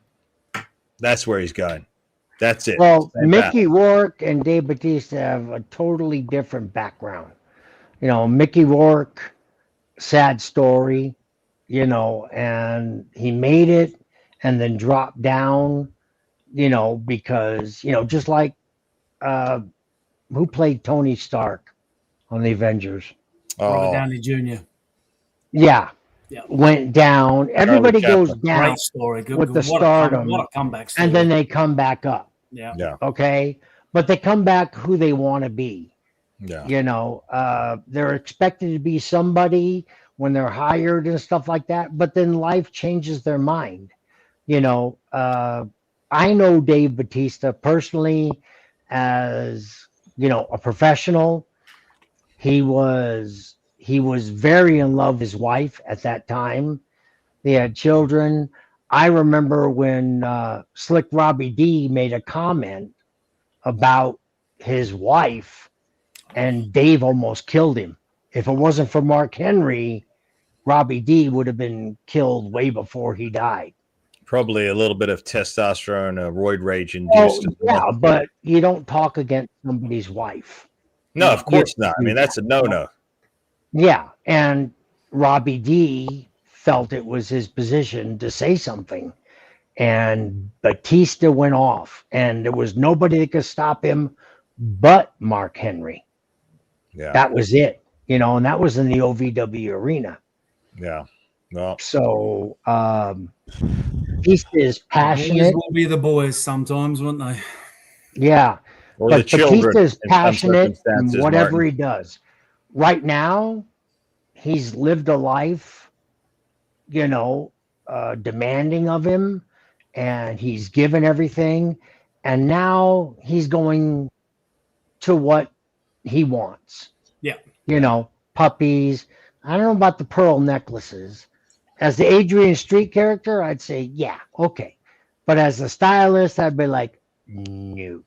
No, well, again, I do love the fact that Batista has a private jet for when he travels Yeah. for his dogs, because he cannot bear to put them underneath the plane. I love that, because well, yeah, of honestly, course. if I had the Yeah. money and I was flying around and I had to do it, that's exactly what I would do with my dog. Well, yeah, I guess very, very savage to put them under the plane and stuff like that. But Yeah. Hollywood does strange things, which brings us into our bombshell segment.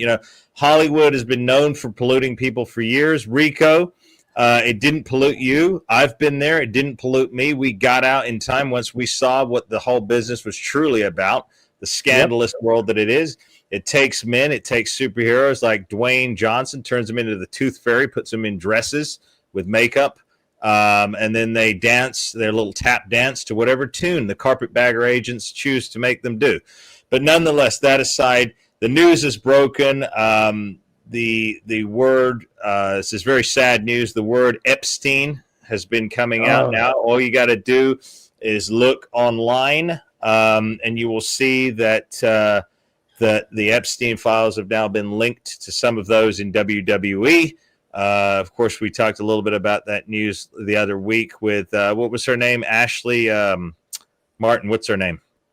Ashley Massaro or Mazzaro, yeah. Ashley Massaro. The news broke that she had been named in those files. Today, more came out on the trades involving some people in WWE. Rene, what you read the article? You happened to peruse a little bit of it. What was some of the names or some of the things they were talking about? You didn't read that? The names I saw today that came out was Bruno Sammartino and Mr. Fuji. Okay. Oh. Which, yeah, is very strange. But there's more been circulating around, from other sources now saying that some of the other divas as well. I think, unfortunately, the tap has slightly been turned and it's starting to drip, and I think you're going to see more and more and more come out, and which is a sad state. Yeah. It's disgraceful. Oh my gosh. Yeah. So Rico, this is what we've been, what's been happening behind the scenes. Like I said, it broke today on the internet again. This is twice in a row now in the last week with other people starting to talk to, but again, Rico, I wanted to take a time before we wrap it up today just to talk about how that slippery slope begins. Rico, I mean, you and I have seen stuff. We've heard stuff in Hollywood. Rene, you've never had the unpleasantry of going anywhere near Hollywood, and you should never have to. It's a scumbag place. Los Angeles is literally probably under LA is probably an open portal to hell, is what I'm supposing. But literally, some of the things that go on there, they get people, typically characters, actors you think are strong people, but they're really not. They're insecure people, just constant trying to seek attention. I've said it before, people who didn't get attention when they were kids. And these carpetbagger bastards manipulate them. They know how to push the buttons, don't they, Rico? They know this. Oh, yeah. I've had my buttons pushed, and that's why I quit Hollywood. That's why I fired my agent. I was starting to do movies. I started B-rating, and then I got into stunt work. My agent got me the Conan and the Barbarian show. I played Batman at Six Flags. It was going up. I did a couple of films, and then The Truth came out with a script. And I came to my agent's condo in LA, and he revealed what he really wanted from me. And there was a bunch of cocaine on the table, and he wanted to have sex. I was like, you got the wrong person. This is a one-way place. Out, not in. Goodbye. Fired him, fired everybody, and I left Hollywood. Yeah. That, I'm telling you the God honest truth. I would not sacrifice my morals to get on TV or a movie or anything like that. Now, I'm not saying Rock or Cena, Batista did any of that. They had more pull than I did. Well, hold on a second. Because I was an unknown. Rico, Renee, Martin, didn't John Cena come out in a dress recently or something, or naked on a stage? Did I not hear this? Am I imagining this? Rumors are it's like an initiation. Wasn't it like one of the award shows? You had to like wear like a barrel, and he was naked underneath it and running around backstage, and they had him. Yeah. Wow. Yeah. I'd never do that. Initiation. Sorry. Right. Never do that. I have morals and I have standards. That's the way I'm wired. And like I said, even the big promise of Hollywood and all that, I was going to sacrifice who I was to be what they wanted me to be. I just couldn't do it. I couldn't live with myself. Yeah. I'd be one of them Hollywood actors that committed suicide. But Rico, explain to some of our students here, some of our wrestling fans here, because some people can't comprehend in their minds. They can't. It's like, okay, John Cena, for example. He's got all the money in the world. But I guarantee you, John Cena is not the same man that you, Renee, knew. Oh, no. And he is not the same man that you, Rico, knew. He's completely different. No, I agree. He's different than I knew him way back in OVW when I brought him in as my prototype.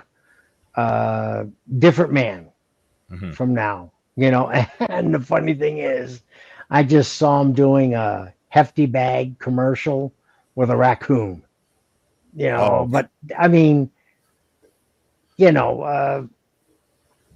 need to choose what you're going to do. And in Hollywood, you don't get to choose. Your agent chooses, you get money, and that's it. The bottom line is the dollar sign. Yeah. And that's not with me. I don't care if I'm living in poverty or living good. I still have a way that I want to live, the way my parents raised me, the way I want to be looked at in society. I don't want to have any faults. I do have faults, a lot of them. I've done things I've regretted in my life a lot of times, but it was my job. Yeah. I never. We got a super chat, my friend. We got a super chat right now. Local taxi driver. What a handle. I got back into wrestling thanks to you guys, Stevie, Devon, and Maven. Thanks for making wrestling fun again. Also wish we got HC Rico versus Steve Blackman. So Hardcore. Hardcore, yes. Okay. Well, I tell you what. Thank you, local taxi driver. I'm so glad that we have reignited your passion for the pro wrestling business by igniting it with entertainment. That's what we do. I got to here. ask, is this local taxi driver somebody I was officer with? And if he comments here, tell me. Okay. Well, we're getting a lot of comments coming in here, so we will see if in fact that is the case. But yeah, I mean, so much is going on. There is a lot more going on to that whole story we just talked about here. Things that we cannot divulge that we've been privy to hearing, and there are potentially, allegedly, more people involved. Divas. You know what this reminds me of? What? The JFK assassination. Mm-hmm. It just all of a sudden, after certain time goes, all of a sudden things get released, and it brings new light on the subject. Now, I was a JFK assassination enthusiast. Freshman, sophomore, junior, senior, I wrote thesis papers on the JFK assassination. Oh, wow. And every time I found something new, you know, and I was in high school, and I graduated in 1979, you know, but I would spend my spare time doing research, and I had to go to the library because computers weren't as advanced as they are now. Yeah. So I had to look up books, libraries, and stuff like that. But my thesis papers always got an A+, always, because of that.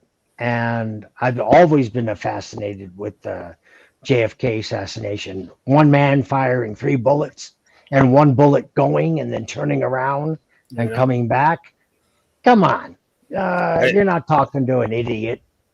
I know bullets. Yeah. Yeah. You know, I fired enough of them. We got some more. We got another comment. I think Lee Tant, one of our dear loyal channel members, has changed his picture. It looks like. I think he's got a profile picture. I want to bring it up because he said we need Maven on the Masters of Wrestling. In fact, if you want to see Rene and myself and Rico with Maven, you can go over to the Cafe de Rene. I did a run-in. Yeah. I did a run-in on Renee's show. Is that old Davey boy himself? Is that Dave Batista right there in that little? Yeah. Oh, looks at it. It is. There he's wearing a pearl necklace right there. Yeah, he's wearing a pearl necklace, makeup, a hat, and it looks like a female's jacket. Where? Where's the picture? Oh, crap. Let me bring it up again. Rene, I'm going to have to get your special gadget where you could. Oh, wait, wrong one. Hold on a second here. I'm not promoting. Thank you for the compliment. I'm not promoting. No, he's not promoting. This is shoots here. Yeah. It's a shoot with Meltzer and Laurinaitis. One at a time or both at the same time. I'm 64 and a half. I'll still break something on both of them. Rico, you see that photograph right there? You see at the bottom of your screen? No. You can't see Lee Tant's image right there with the Reed? No. The bottom. What's wrong? Oh, okay. I'm looking at the bottom. Oh. Well, it's kind of small. I don't know. That's a pearl necklace. That's a pearl necklace, and that's a woman's jacket. And ZZ talked about a pearl necklace, but I don't think it's the same one as Batista's wearing. I tell you what, hey, viewers, we'll go a few more minutes. If anybody else has any super chats, if you want to ask a question, go ahead and ask a question. Use a super chat. If you have not already subscribed, make sure you smash that subscribe button right now. It is free. Make sure you like the video. Make sure you hype the video. Make sure you share the link. Get it out to your friends and family. Tell them all about the Masters of Wrestling right here, the Masterclass on the Live podcast. We appreciate each and every one of you. What's that, Rico? I got to take a Renee. I'll be right back. Okay. Hey, what's that supposed to mean? He's taking a break right now, Rene. Does it rhyme with split? Looks like a Tom Tit, yeah. Yeah. So he's just taking Come time. on.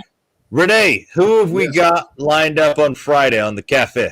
Well, we got something very special because the one and only Jason Sensation will be returning this Oh, Friday. fantastic. Oh. Yeah, just want to say I am such a fan of your show, Renee. Just you guys have me in tears. Come on sometime. Just, I will Yeah. literally be at work at 5 a.m. in my headphones, and I am like literally bursting out laughing, and everyone's like, "What are you laughing at?" Just you We are guys, in it's the so entertainment good. business, and this is a Yeah. form of entertainment. So It's so good. yeah. That's what we're So doing. Jason will be returning in all his glory with his impersonations and insight. It's going to be great. Oh, awesome, my man, and awesome. And I guess here we're going to be going live here on the Masters of Wrestling. We're going to be going live again on Thursday, 2 p.m. Pacific Standard Time, 5 Eastern. I'm not sure if Crowbar is going to be joining us this week, Martin. I've got to reach back out to him, but I know we had Crowbar set up, and Pat Tanaka reached out to me, so maybe we'll have Pat. Renee, we should have Pat on Cafe as well. I had him on twice, but willing to have him on again. It'd be great. Yeah, he's pretty darn cool. So maybe that. And then, of course, we've got channel members only video coming out this week. The big one, the one that Martin and I had a lot of fun putting together about the woman you love to hate from NXT, the worst actress in professional wrestling history, the woman who literally is lying through her big teeth, who said that the WWE did not offer her enough money. I'm talking about Dwayne the Tooth Fairy Johnson's daughter, Ava. So you're going to want to hear what Martin has to say there, because he actually worked in NXT when she was coming up the ranks, and I was crying with laughter when I heard about this little millennial entitled punk. But anyway, Say hi. Come on. Oh, This is my baby. Run into our father in here. This is my baby. You're not He's worried 2.5. Father anytime soon? No. you know what, Renee? I did run into our father years back. Yes, years back in Gold's Gym. Way back, when I first met the masterpiece, Chris Masters, another fellow master in his own right. Yep. And I was out in Venice, and I hit a workout at Gold's Gym, and this was a different Rock. This was not the Tooth Fairy Rock. This was almost just in WWE Rock, and he was a different man back then. But I could already tell that the success, the new world he was finding, it was already starting to grip him. He just looked like a giddy kid in a candy store. But it's not the man that we know today. Again, that's what we're talking about. Ultimately, Hollywood corrupts to the core. Yeah. So, but I'm not. I met his mom. Nice lady. What's that? Is it 4:00 your time? It is right now 3:57. We got about 2 or 3 minutes left, and we'll wrap it. I actually Renee, what wrestled in time front is of it where Rock's you're at? mum twice. It's 8 p.m. Holy crap. You wrestled in front of what was her Rock's name? mum twice. Forget her name. Absolutely Nice lovely lady. lady. Nice lady. Absolutely lovely lady. She's lovely. Yeah. She's a nice lady. I don't know how her son and her granddaughter ended up the way that they did. I mean, again, and Renee, I'm not afraid. Absolutely not, because again, like I've said before, he's got beef with my Uncle Paul, man. Hey, Uncle Paul's still thriving and surviving. He knows if he lays a finger on me, who he's going to have to deal with. That's right. Me. Him as well. So, yeah. See, everybody thinks it's a fair fight. There's no such thing as a fair fight. Nope. I'm not going for a WBC, WBA title. Nope. I'm breaking something. I'm poking your eye out. I'm ripping your ear off. That's it. You want to fight me? You're going to lose body parts. I might not get any steak, but I'm sure going to get some hamburger. Besides, not even that. Like, the main thing is everybody here already knows on the masterclass, I give all glory to our Lord and Savior Jesus Christ, my Father in heaven, and Yeshua. So I'm not, we're just doing what we do here to try and entertain you, to educate you and inspire you and make you laugh. I mean, there's not enough in the world right now that really makes you laugh anymore. People are so censored, so triggered, so soft, as Enzo Amore would say. And that's what has been systematically killing not just pro wrestling, but entertainment in general. So we want to hope that we can keep some of that old entertainment value alive for each and every one of you. Renee, I want to thank you so much for taking some time and hopping over here for tea with us. Renee. For tea, Renee. No problem. It's great. Yep. And Martin, you and I will be doing some pre-recorded segments for Masterclass this week. Some more hot topics, latest happenings in the world of professional wrestling. Rico, my man, you and I will be doing some styling episodes as well. I want to thank you for joining us this afternoon. Yeah, see, he's getting ready right there. Got his guns on. I say, yeah. I gotta go feed. He's been shooting for the last 2 hours, so. All right. So I gotta go out and be my usual self. Got to get the horses, the dogs, the chickens fed. So, coyotes are out there, and at night, mountain lions come around. So, yeah. Last thing I want to do is I even got my dogs, but they're okay. Okay. I'm going to go and stamp on some pearl necklaces. But until the next one, everybody. Which one? ZZ Top or Dave Batista? Batista's, of course. All right. Just asking. All right. Ladies and gentlemen, God bless each and every one of you. If you haven't already subscribed, make sure you do so. We want to see you on the next one. Take care. We'll see you. Most well. Students, your time has come. I have decided that it's time to share some of my knowledge with you. That's right. Do you want to become a true legendary professional wrestling character? Do you want to learn how to project your voice, to enunciate, to come up with the greatest promos that you possibly could? Then you need to join me each and every week for just $50. I am hosting a masterclass on Zoom. That's right. You don't have to travel. You can do it from the comfort of your own home. I will teach you how to become the greatest character you can be. I will help you discover who you truly are. I will help you with taglines, promos, etc., etc. Join me for just $50 a week in a masterclass of wrestling character development. There's a reason they call us the masters of wrestling.